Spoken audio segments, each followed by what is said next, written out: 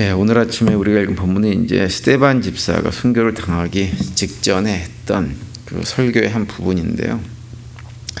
이제 스데반 집사가 이스라엘 종교 지도자들을 향해 가지고 이스라엘 역사 전체를 통해서 흐르고 있는 하나님의 구원 계획에 대한 설명을 쭉 합니다. 그리고 이제 그 결론적으로 어떤 얘기를 하냐면 그 구원 계획의 정점에 누가 있었냐?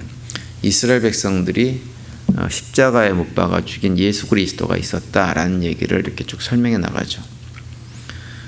그 가운데서 이제 오늘 본문에서 우리가 언급하고 있는 내용은 뭐냐면 그 이스라엘 민족이 애굽에서 당한 고통하고 그들을 구원하기 위해서 하나님께서 사용하신 모세에 관한 언급을 오늘 본문이 특별히 이제 해주고 있는 내용입니다. 그래서 이제 17절부터 22절까지는 모세가 어떻게 출생하게 되었는지 그 출생과 성장 배경에 관한 얘기를 쭉 설명을 하고 있고요. 23절부터는 이제 모세가 나이가 40이 되었을 때 자기 동족들의 고통을 돌아보기 위해서 수고를 하다가 결국은 도망자 신사가 되어서 미디안 광야에 살았다라는 내용으로 이제 마무리를 하고 있죠. 이제 스데반이 한 설교의 어떤 전체 맥락 가운데서 오늘 본문의 내용을 보면 스데반이 강조하고 싶은 건 뭐냐 하면 이스라엘 백성들이 광야에서 하나님께서 그들을 모세를 세워서 그들을 인도하려고 했는데 모세를 통해서 주신 하나님 말씀도 이스라엘 백성들이 들으려고 하지 않았다는 것을 강조하는 것입니다. 그래서 특별히 이제 강조되는 내용은 하나님께서 특별히 그를 본래는 이제 죽어야 될 존재, 어릴 때 죽어야 될 존재인데 그를 살려가지고 그를 이스라엘 백성들을 구원할 일꾼으로 이렇게 세운 일들을 했지만 이스라엘 백성들이 거부했다고 하는 거죠. 그래서 25절에 이제 보시면 그는 그의 형제들이 하나님께서 자기의 손을 통하여 구원해 주시는 것을 깨달으리라고 생각하였으나 그들이 깨닫지 못하였더라라고 이렇게 말씀을 하고 있습니다. 모세가 자기 동족을 괴롭히는 애굽 사람을 쳐서 죽인 일 때문에 그 일로 인해 가지고 이제 이스라엘 백성들이 자기를 어떤 지도자로 하나님께서 자기를 세워주신 자를 이렇게 생각할 줄 알았는데 그렇지 못했다고 하는 거예요. 그러면서 27절과 28절에 보면 이렇게 또 말하죠. 그 동물을 해친 사람이 모세를 밀어뜨려 이르되 누가 너를 관리와 재판장으로 우리에게 세웠느냐?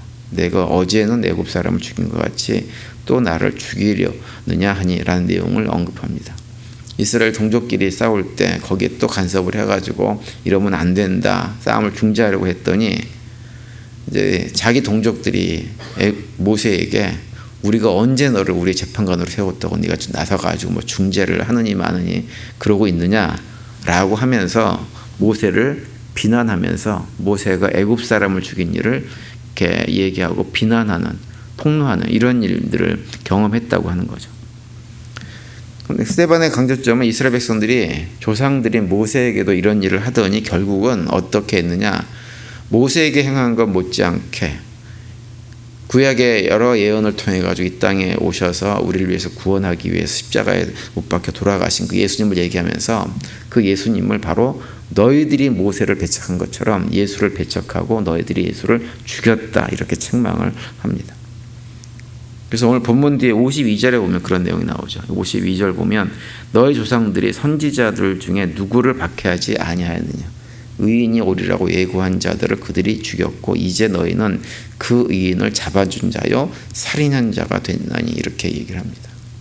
구약에는 모든 예수님을 이 땅에 오실 것을 예언했던 사람들도 구약의 이스라엘 조상들이 다 그들을 괴롭히고 죽게 하고 고통 가운데 떨어뜨리게 하더니 마침내 그 예언이 성취되어져서 오신 예수 그리스도조차도 너희들이 죽음의 자리로 내몰고 결국 죽게 만들었다라고 하는 것을 강조하고 있는 것입니다.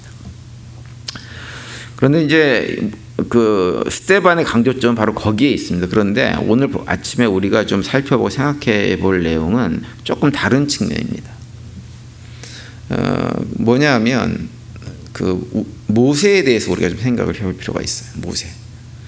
그 모세는 하나님께서 일꾼으로 세운 사람인 것이 맞습니다. 그래서 오늘 본문 23절에 보면 그 내용을 언급하죠. 나이가 40이 되매 그 형제 이스라엘 자손을 돌볼 생각이 나더니라고 이렇게 얘기를 하고 있죠.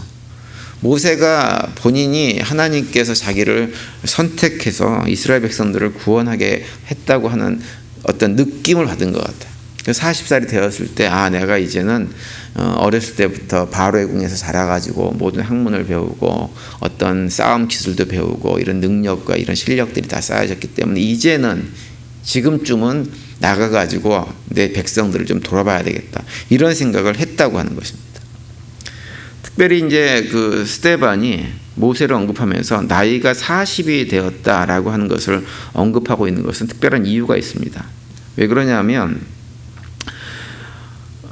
1차적으로는 이제 모세의 나이가 그때쯤 되었을 거라고 하는 것이 구약의 여러 가지 어떤 상황들을 통해서 확인되기 때문에, 실제 나이가 40이기 때문에 그런 얘기를 하고 있는 거예요.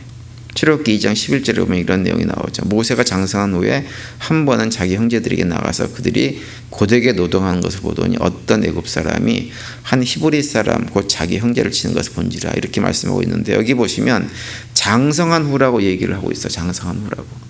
근데 이 장성한 후라고 하는 말을 구약성경 전체를 통해서 보면 나이가 40세를 전후로 했다고 하는 것을 이렇게 우리가 알 수가 있습니다. 그래서 이제 스데반도 그런 모든 상황들을 갖다가 다 배제하고 그냥 딱 어떻게 얘기하냐면 나이가 40이 될 때라고 얘기를 하고 있는데, 사실은 단순하게 40이 됐다 나이를 얘기하는 것이 아니라 그 40이라는 나이가 가지고 있는 특별한 의미가 있기 때문에 40을 언급하고 있는 거예요. 왜 그러냐면 이스라엘 백성들은 일반적으로 어떤 생각을 하냐면, 나이가 이렇게 우리 자녀들이 이렇게 태어나가지고 나이가 30살쯤 되어지면 어떻게 되냐면 이제 배울 것은 다 배우고 한 사람의 성인으로서 자신의 삶의 영역에서 성인의 역할을 감당할 나이가 되었다라고 생각을 합니다. 30살이 그 기준이에요. 그래서 우리가 예수님도 보면 30살에 뭐 했어요? 공생애를 시작하셨죠. 그죠? 그리고 구약에로 가면 요셉 같은 경우도 보면 애굽의 총리가 될 때 나이가 30살로 이렇게 언급을 하고 있는 것을 볼 수가 있어요. 그러니까 30살이라고 하는 그런 나이입니다. 그런데 30살을 넘어서 40살이 되었다고 하는 것은 무엇이냐면, 그렇게 성인으로서 한 사람으로서 자기가 감당해야 될 사역을 감당하기에 차고 넘치는 자격과 능력을 가진 상태가 되었다고 하는 것을 의미하는 거예요. 40이라는 숫자는 특별히 완전 숫자입니다. 4 곱하기 10 해가지고 완전 숫자이기 때문에 그런 상태가 온전하게 되었다고 하는 것을 얘기하는 거예요. 그러니까 모세 입장에서는 내가 이제 나이가 40이 되었기 때문에 이제 내 백성들을 돌아보고 그들을 어떻게 좀 이렇게 어떤 고통받는 자리에서 구원해 줄 수 있는 그런 모든 자격과 능력이 갖춰진 상태라고 스스로 생각을 했다고 하는 거죠. 그렇게 해서 모세가 나선 거예요. 애굽 사람들과 싸울 때는 애굽 사람을 죽여서 자기 동족을 구하고, 또 자기 동족들이 싸울 때는 싸우지 말아라 라고 이렇게 중재하는 그런 역할을 하려고 한 것입니다.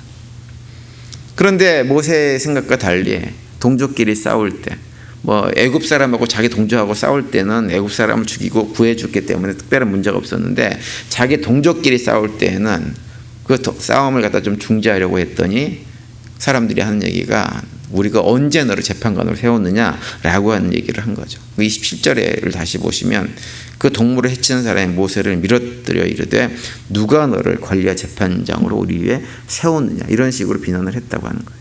그러면서 모세가 자기 동족을 살리기 위해서 죽인 애굽 사람에 대한 얘기를 언급합니다. 그리고 모세가 그 얘기를 듣고 내가 저지른 일이 다 들통나서 이 얘기가 바로에게도 들리겠구나라고 하는 생각을 가지고 결국은 미디안 광야로 도망쳐버리죠. 그리고 29절에 보면 이렇게 기록합니다. 모세가 이 말 때문에 도주하여 미디안 땅에서 나그네가 되어 거기서 아들 둘을 낳으니라, 이렇게 기록을 하고 있어요. 여기서 미디안 땅에서 아들 둘을 낳았다고 하는 것은 뭐냐면, 아들 둘을 낳을 때까지 오랜 세월 동안 거기서 머물러 있어야 됐다라고 하는 것을 얘기를 하고 있는 것입니다. 모세는 40세에 자기가 온전하게 이제는 어떤 사역을 감당하기에 충분한 그런 모든 능력과 자격을 갖췄다고 생각을 해서 자기 동족을 돌보려고 했어요. 그런데 그 과정에서 보면 그 어디에서도 그가 하나님의 뜻을 물었다고 하는 내용은 존재하지 않죠. 그냥 자기가 나선 거예요. 자기가. 그러다 보니까 모세가 자기가 생각했던 대로 모든 일이 되어지질 않고 결국 어떻게 됐느냐면 도망자 신세가 되어져 버린 것입니다. 이게 무엇을 우리에게 얘기해 주느냐? 하나님의 사역은 본인이 준비되었다고 할 수 있는 일이 아니라고 하는 거예요. 비록 모세가 하나님에 의해서 이스라엘의 지도자로 선택될 사람으로 계획된 사람이라고 해도 또 그리고 그가 모든 측면에서 그 역할을 감당할 만큼 다 준비가 된 상태라고 해도 모세는 하나님의 공식적인 부르심, 그 소명을 얻기까지는 하나님의 일을 할 수 없는 것입니다. 그것이 하나님의 일이에요. 그래서 하나님은 모세를 다시 미디안 광야로 보내가지고 거기서 40여 년을 보내야 했고, 나이가 80살이 좀 되었을 때 시내산에서 마침내 하나님의 부르심을 받고, 그때 가서야 비로소 하나님께서 맡겨준 사명들을 감당할 수가 있었던 거예요. 우리가 하나님의 일을 신앙 공동체 안에서 하려고 할 때 사람의 뜻대로 할 수 있는 일이 그래서 없는 것입니다. 그리고 또 우리가 어떤 하나님께서 어떤 우리를 부르시면 그 부르심에 우리가 순종해서 할 수밖에 없는 거예요. 모든 사역은, 신앙 공동체 안에서 모든 사역은 하나님의 부르심이 기본입니다. 내가 하고 싶다고 할 수 있는 것도 아니고 내가 하지 않겠다고 하지 않는 것도 아니고. 모세도 처음에 하나님께서 불렀을 때 우리가 잘 아는 대로 얼마나 그 사역을 하지 않으려고 이리 빼고 저리 빼고 했는지 모릅니다. 그런데 그건 소용없는 일이에요. 자꾸 도망치려고 해봐야 도망갈 길이 없습니다. 하나님께서 그 길을 다 막아버리세요. 그래서 하나님께서 부르시면 해야 되는 것이고, 하나님께서 부르지 않으면 내가 아무리 준비됐다고 해도 내 뜻대로 할 수 있는 일은 아무것도 없는 것입니다. 그래서 모세는 40년 세월을, 자기가 생각했을 때보다 40년 세월을 더 기다려야만 했던 거죠. 하나님의 때, 하나님의 소명 가운데 우리가 또 하나님의 맡긴 사명을 감당하면 사실은 어떻게 되냐면, 그 사명을 감당할 때 이런저런 어려움이 와도 우리가 이겨나갈 수가 있게 되어집니다. 그런데 그것이 아니라 내가 원해서 내 생각대로 하나님의 일을 해보겠다고 덤비게 되어지면 작은 도전과 어려움만 와도 주저앉고 거기서 돌아서서 그 길을 떠나버리는 일들을 하게 되는 거죠. 목회를 하면서도 그런 분들을 많이 봤어요. 신앙 공동체 안에서도 그랬고, 같은 목회자 입장에서도 그런 분들을 덜어봤습니다. 그래서 우리가 하나님의 일을 감당하려고 할 때 항상 생각하는 것은 무엇이냐면, 하나님께서 나를 부르셨는가 라고 하는 것을 확인하고, 나의 의지나 열정이 아니라 하나님의 뜻에 순종하고 해나갈 때 우리는 그 사역 가운데서 하나님께서 역사하신 것을 경험하고, 우리에게도 복되고 그 사역을 통해서 흘러넘쳐서 주변 사람들에게도 복을 나눠줄 수 있는 자로 살아갈 수가 있게 되는 것입니다. 오늘 하루 또 살아가시면서 우리 모두가 하나님의 때, 하나님의 부르심에 민감하게 반응하는 삶을 살 수 있게 되기를 바랍니다. 그래서 우리가 하는 사역이 하나님께서 원하시는 사역이 되어져서 하나님께서 원하신 열매를 맺어가는 삶이 되시기를 바랍니다. 그래서 오늘도 그런 결단 속에서 영적으로 승리하시고 또 하나님께 주시는 평강과 은혜들을 풍성히 누리는 복된 하루가 되시기를 간절히 축원을 드립니다.